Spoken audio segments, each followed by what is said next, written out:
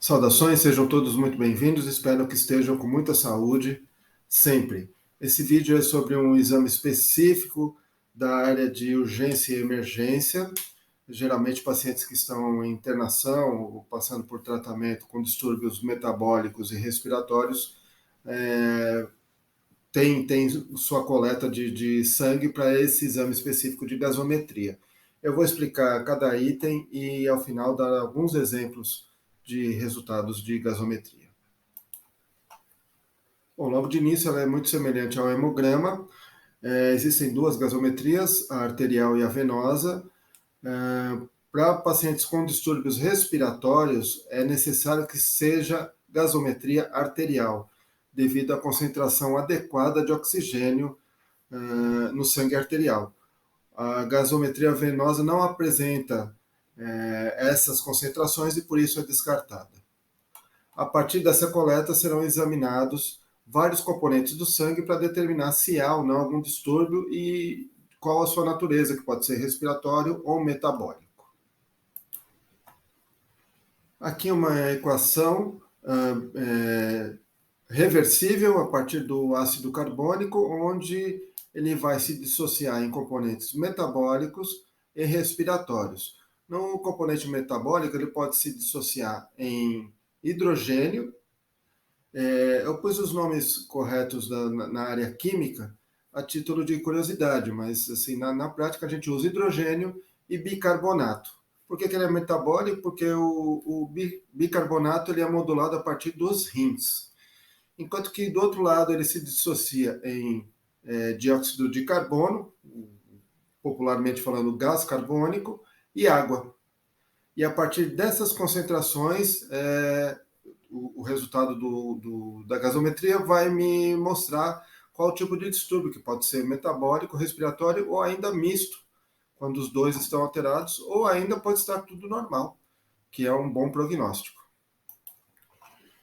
O primeiro item que eu olho na gasometria é o pH, potencial hidrogeniônico, que ele vai me mostrar se o sangue está no estado de neutralidade, aí ele tem esse intervalo de 7,35 a 7,45, ou ele pode estar acima desse intervalo, mostrando que o sangue está caminhando para um campo alcalino ou básico, e ele pode estar abaixo de 7,35, determinando que o sangue está em acidose. Esses dois campos, acidose ou alcalose, não são apropriados para o funcionamento da célula. Isso acaba alterando a fisiologia. Então, um dos principais objetivos da gasometria é que nós tenhamos parâmetros para manter o sangue dentro desse intervalo aí, de 7,35 a 7,45.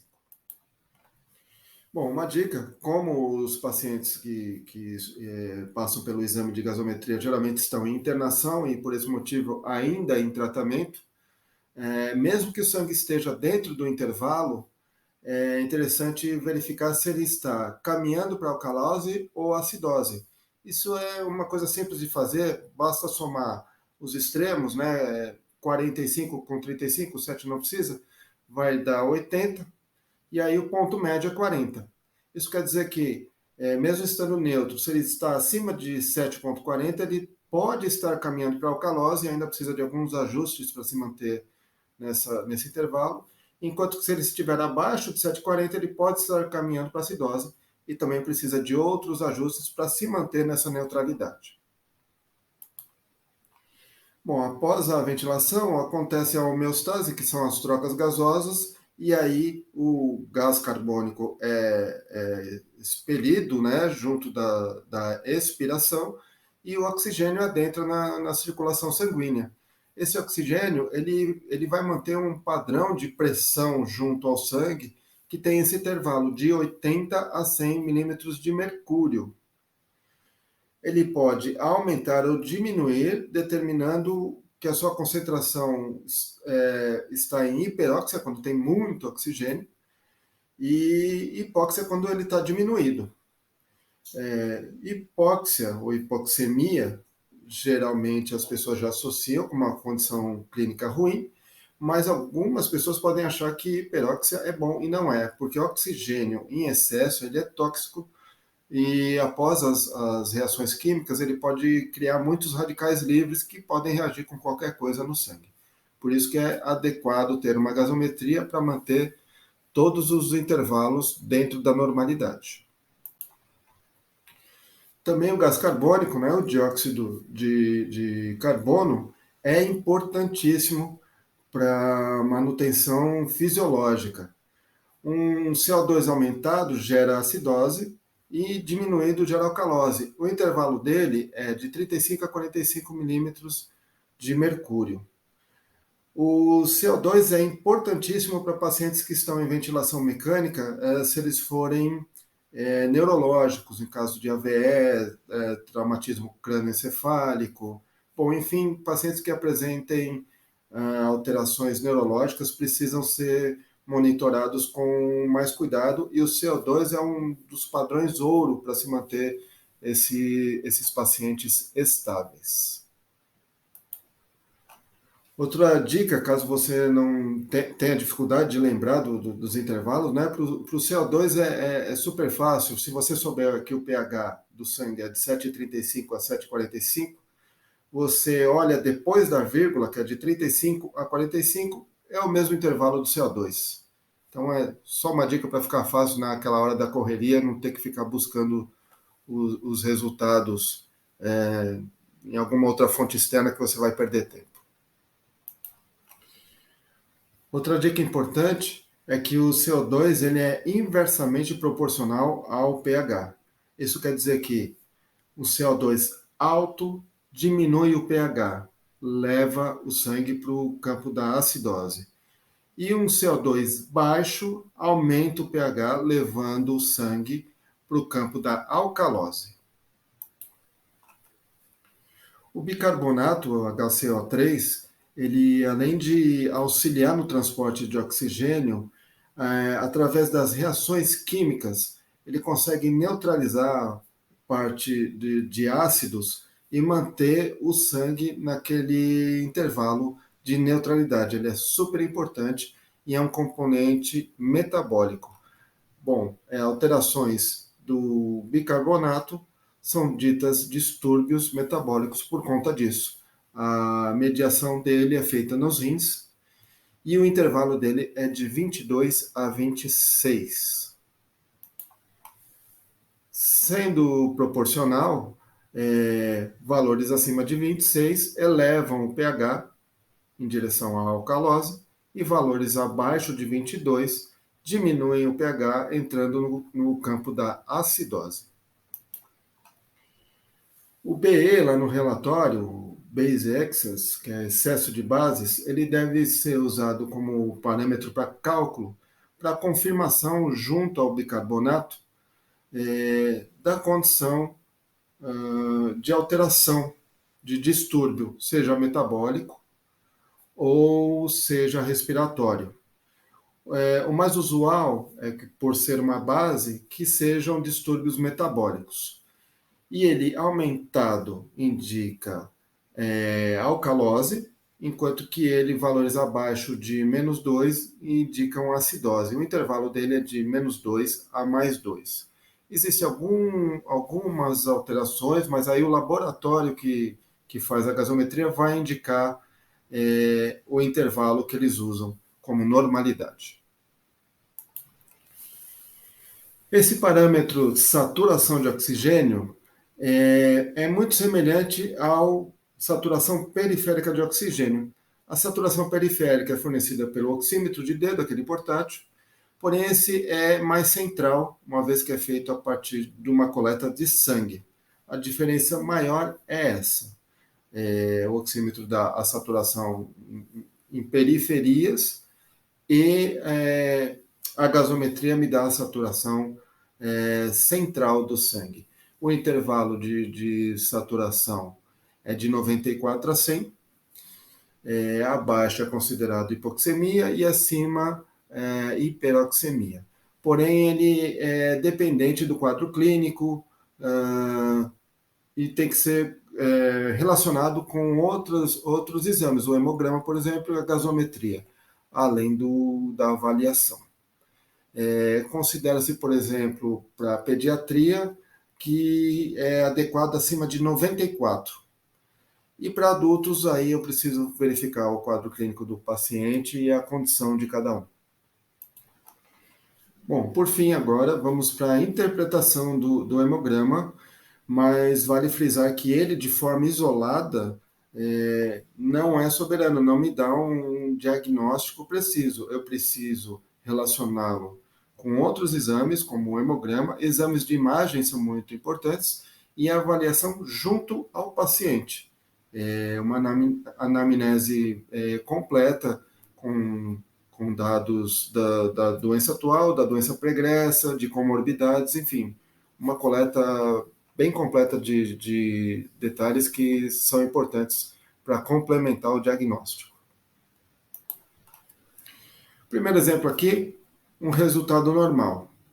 O pH está dentro do intervalo, 7,40, o oxigênio também está adequado, o CO2 está dentro do intervalo, lembra que 35 a 45, está 39, bicarbonato também, de 22 a 26, a base está dentro do intervalo, que é menos 2 a 2, e a saturação 96.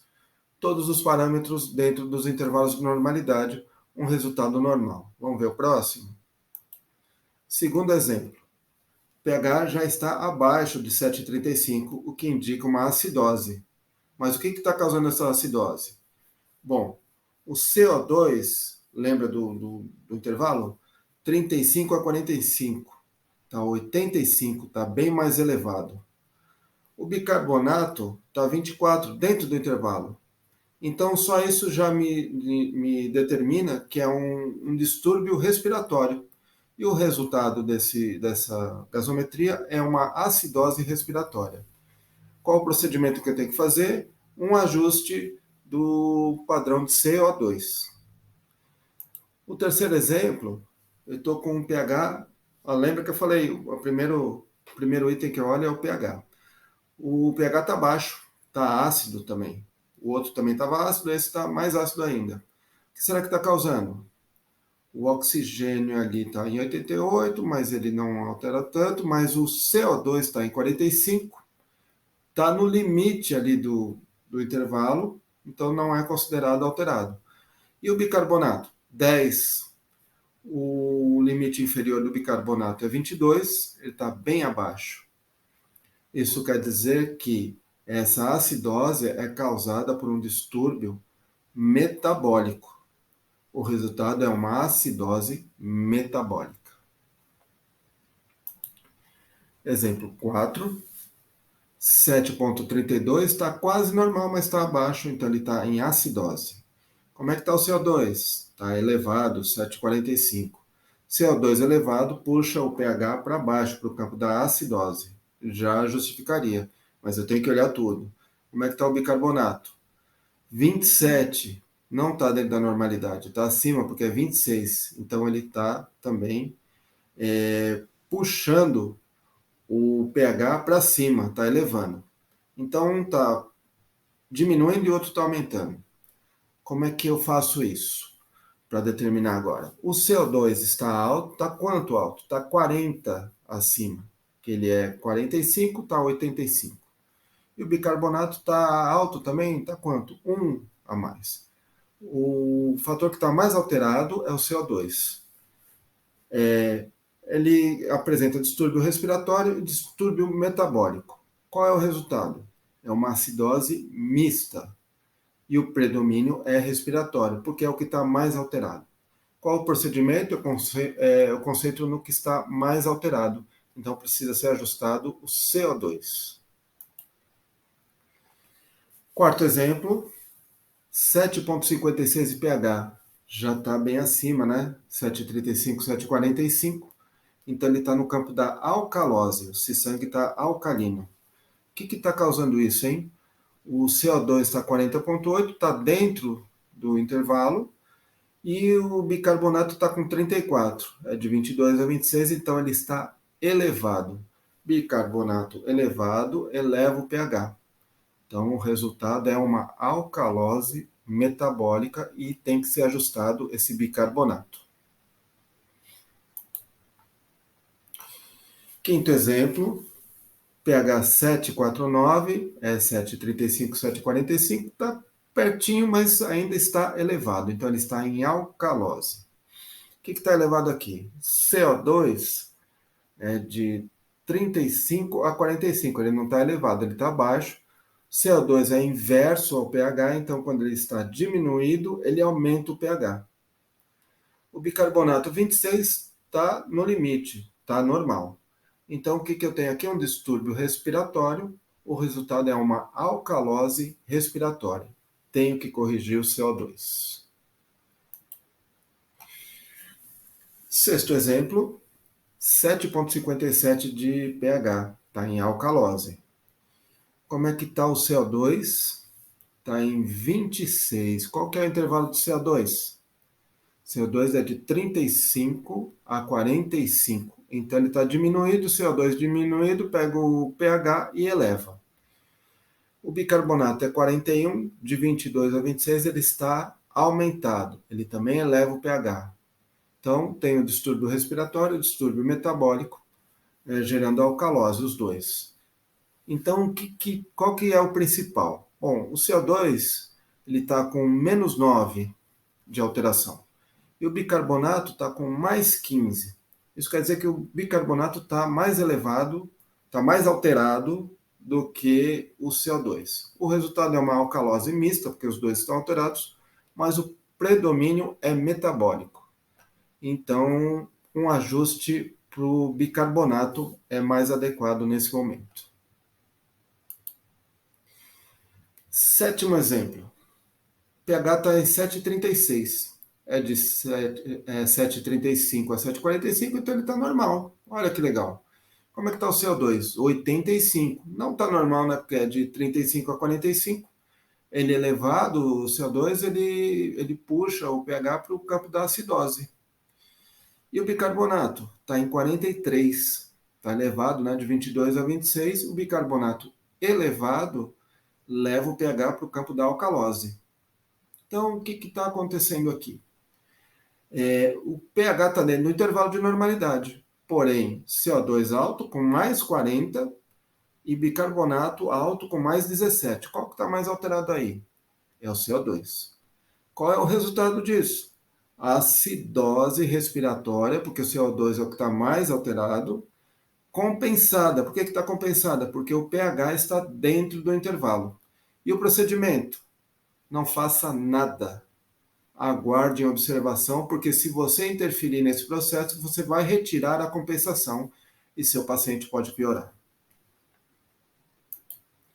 Exemplo 8, pH 7,41, 7,35 a 7,45 está normal. O CO2, 49, está normal? Não, porque ele é de 35 a 45. Está elevado, CO2 elevado, puxa o pH para acidose. Ele diminui o pH. E o bicarbonato, 44, é de 22 a 26, está elevado. Bicarbonato elevado leva o pH para alcalose. O que está acontecendo aqui? O pH está dentro do intervalo de normalidade, porém o CO2 está com 4 a mais e o bicarbonato está com 18 a mais. Está mais alterado do que o CO2. O resultado é uma alcalose metabólica compensada. Compensada porque o pH está normal. Procedimento: não faça nada. Aguarde para não interferir na compensação. Muitíssimo obrigado. Deixe seu comentário, deixe sua reclamação, que a reclamação me ajuda a crescer. Fiquem todos muito bem, com muita saúde.